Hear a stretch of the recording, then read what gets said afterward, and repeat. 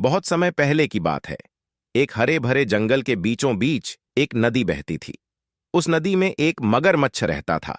नदी के किनारे एक पेड़ था जिस पर एक बंदर रहता था।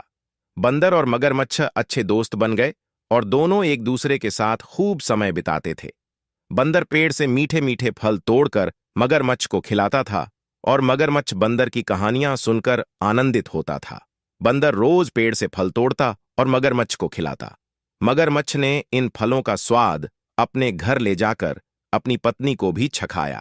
मगरमच्छ की पत्नी ने जब इन फलों का स्वाद चखा तो उसने सोचा, अगर बंदर रोज इतने मीठे फल खाता है तो उसका दिल कितना मीठा होगा।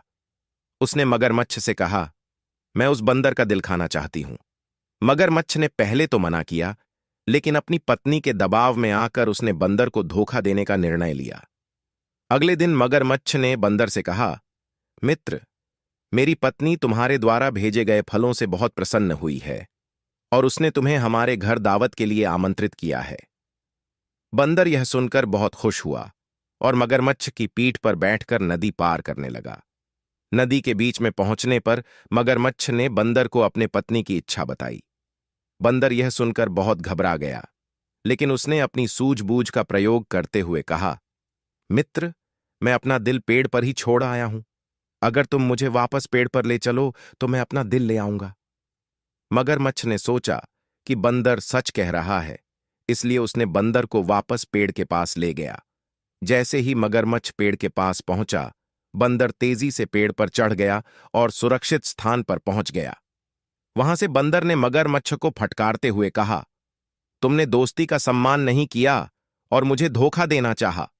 अब जाओ और अपनी पत्नी को बता दो कि तुम्हें मेरा दिल नहीं मिलेगा। मगरमच्छ ने अपनी पत्नी को सारा हाल बताया। मगरमच्छ की पत्नी को अपने लालच पर पछतावा हुआ और मगरमच्छ को अपने किए पर शर्मिंदगी।